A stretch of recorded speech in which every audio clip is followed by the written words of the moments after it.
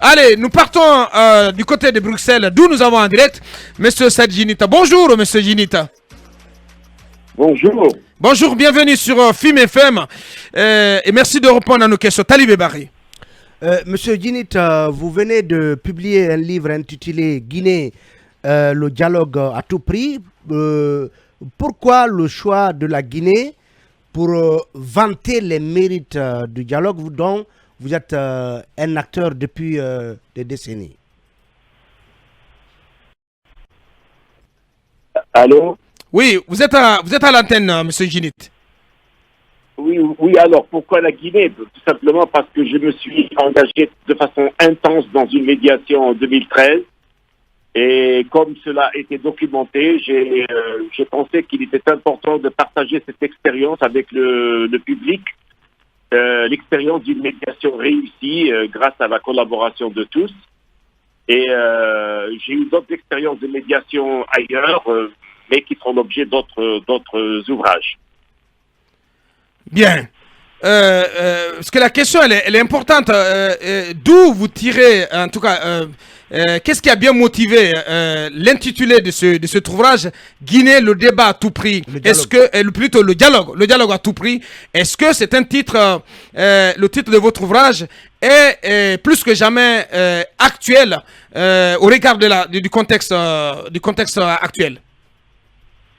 Oui, le titre était très approprié à mon sens par rapport à la situation que nous avons vécue en Guinée en 2013, parce que nous avons passé l'essentiel du temps à rechercher le dialogue, parce que le dialogue était difficile compte tenu d'un certain nombre de choses.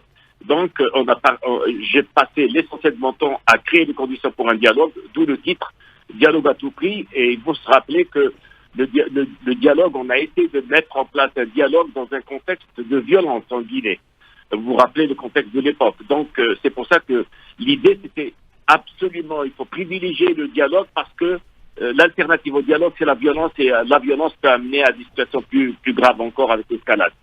Et il est d'autant plus actuel aujourd'hui parce que nous avons des situations qui peuvent se régler que par le dialogue, qu'il s'agisse de la Guinée, du Mali, du Burkina ou d'autres pays africains ou à l'extérieur, en dehors du monde. Bien. Parce que je suis de ceux qui pensent que nous devons privilégier le dialogue comme quelque chose de central dans la vie et dans la diplomatie. Je crois fortement en la centralité du dialogue. Et la médiation et la prévention des conflits, d'où ce titre qui était adapté à l'époque, mais qui est toujours au centre de tout travail diplomatique. Bien dit. Mohamed Kama. Alors, M. Ginito, qu'est-ce qui explique ou qu'est-ce qui serait à l'origine de la violence en Guinée? À votre avis? Écoutez, peut-être le manque de dialogue. Nous aurions... Oui, comment? J'ai dit peut-être tout simplement le manque de dialogue. Oui, il n'y a pas.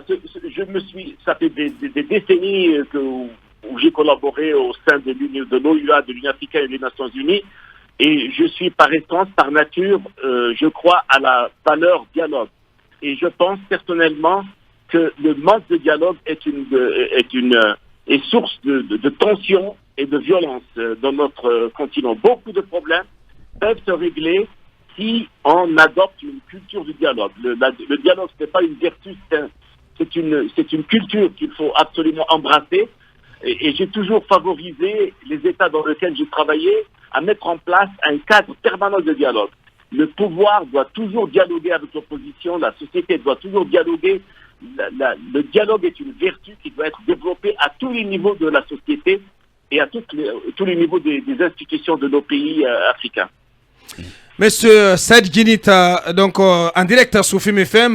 Nous allons marquer la pause. On reviendra vers vous, Monsieur Ginita, dans un court instant pour évoquer les grands enseignements que vous tirez de votre médiation en 2013 dans la crise guinéenne. On parlera d'Alpha Condé, mais aussi on vous demandera une analyse comparée des processus de transition en cours au Mali, au Burkina Faso, ici en Guinée.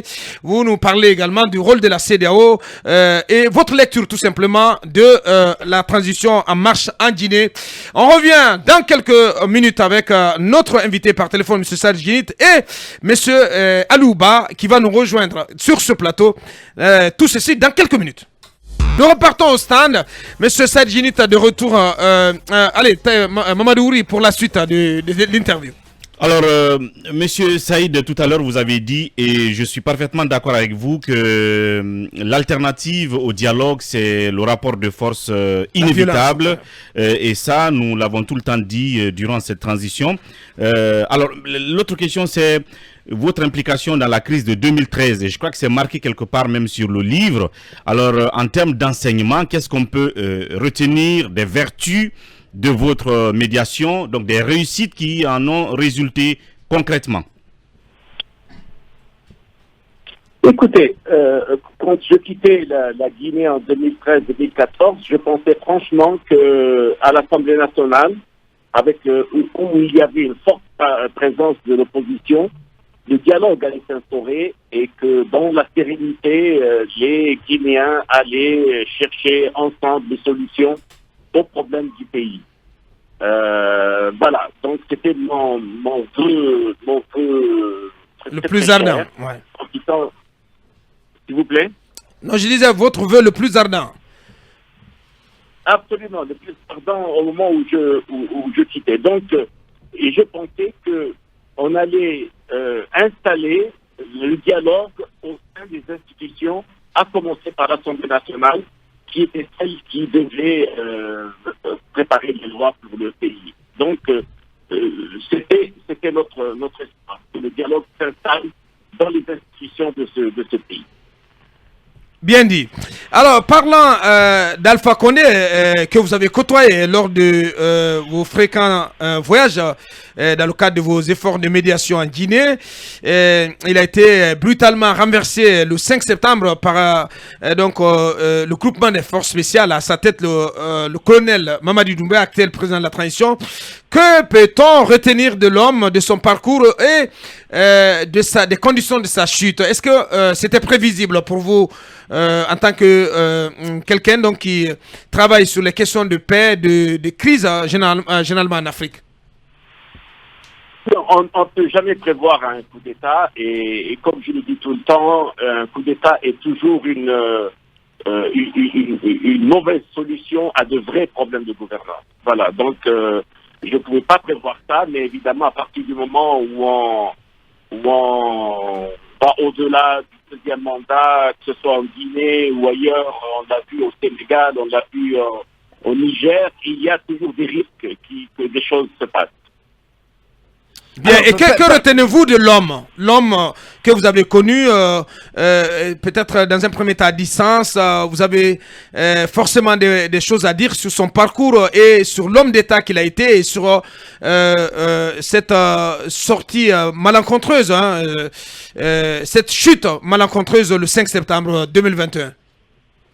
Écoutez, j'ai fréquenté le président Alpha Condé de façon très très intense durant la période de transition lorsqu'il fallait sortir du coup d'État militaire en Guinée de décembre 2008. Et j'ai travaillé avec lui ainsi qu'avec tous les leaders guinéens, qu'il s'agisse de Sénou, de Sidia ou de Kouyaté ou de François Fall. J'ai travaillé très intimement avec eux. Ce sont des hommes de qualité, je dois l'avouer. Tous ces hommes sont des hommes de qualité qui m'ont donné toute la coopération durant la médiation. Alpha Condé est arrivé avec un préjugé positif de la population et de la région, compte tenu de son parcours militant pour la démocratie. Oui. Ensuite, je me suis éloigné de la région. Je n'ai pas suivi de façon très fine la gestion du pays et je ne peux pas porter de jugement de ce point de vue. Oui, mais pendant les moments de crise, vous étiez de retour à Conakry. Lorsque surtout ça n'allait pas entre lui les forces, comment on appelle, vives de la nation, vous étiez encore revenu. Vous avez parlé du parcours de l'homme. Le parcours de l'homme comparé à sa gestion, vous avez peut-être quelque chose à dire. Oui, mais j'ai dit que c'est un homme qui avait soulevé beaucoup d'espoir dans le pays et dans la région, je dis compte tenu de son parcours militant pour la démocratie. Il a dû certainement réaliser des choses. Je ne connais pas le bilan économique du président Condé. J'ai quitté avant la fin de son premier mandat, donc je ne connais pas exactement le bilan.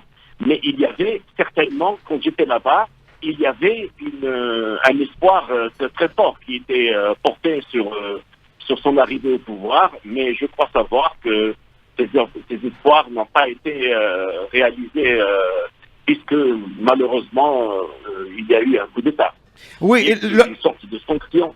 La sous-région est confrontée à des coups de force depuis un certain moment. Quelle lecture faites-vous de cette situation, vous qui connaissez très bien le milieu? De cette profusion de coups d'État dans la sous-région ouest-africaine.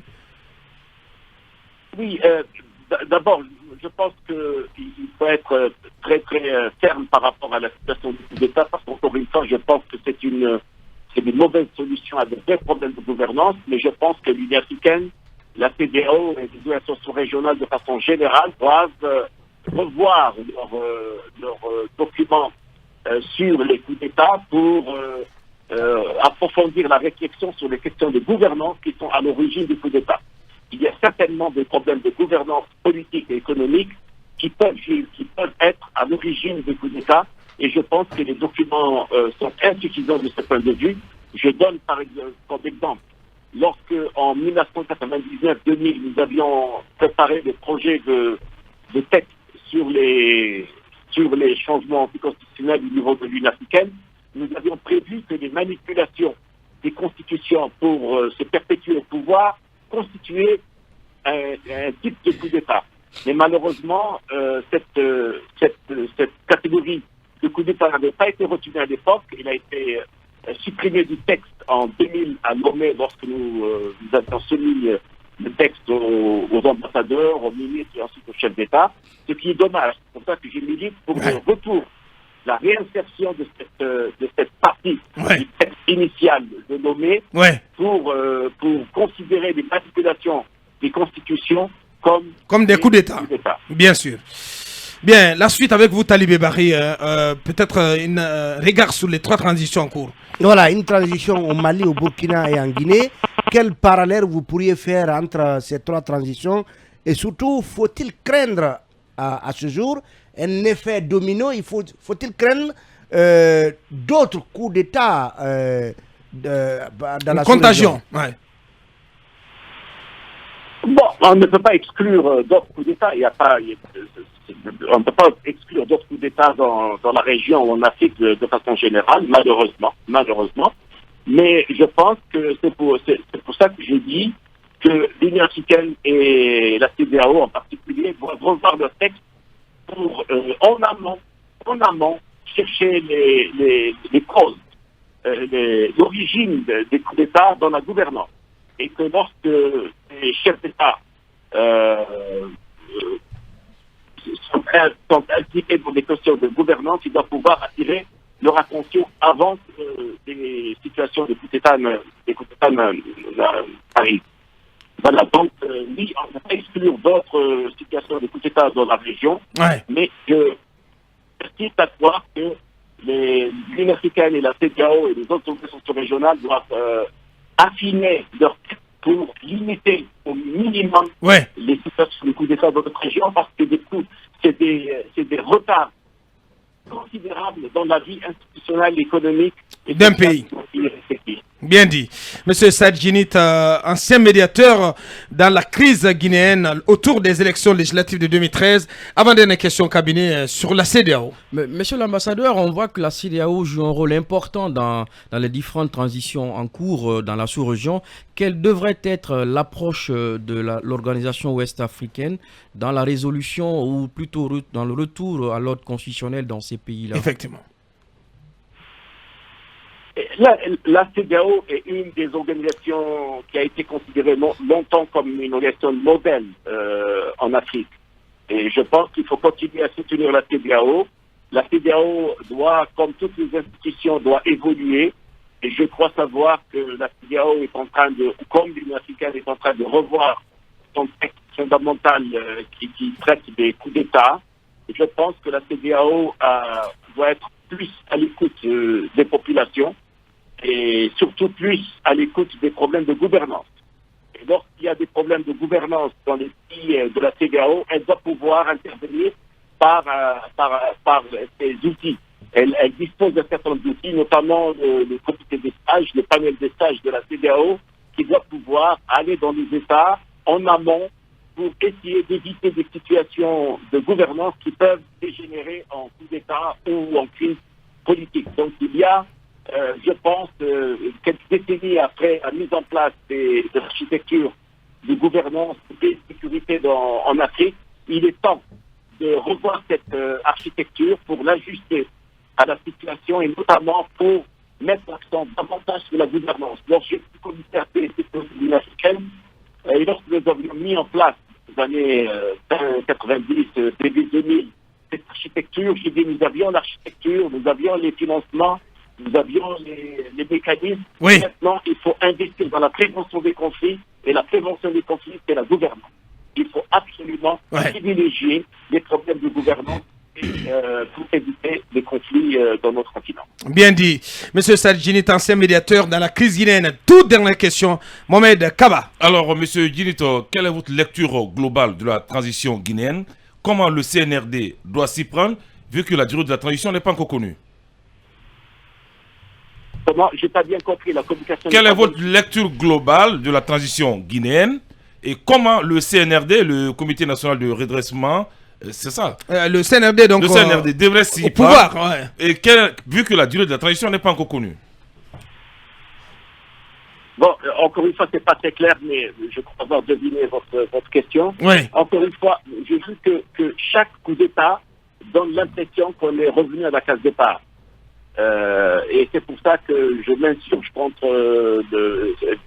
la reprise des coups d'État dans notre continent. Ouais. Parce que ce sont des retours à la case départ. Et comme ce retour à la case départ, nous devons, pour reprendre langue, et c'est à travers le dialogue. Donc le CNRD doit pouvoir prendre langue avec toutes les forces vives de la nation, les partis politiques et la société civile, et les personnalités politiques, comme nous l'avions fait à l'époque, pour essayer ensemble de trouver une solution à la crise que traverse le pays et pour aussi mettre en place un système qui puisse prévenir le pays contre de telles aventures à l'avenir. Bien dit.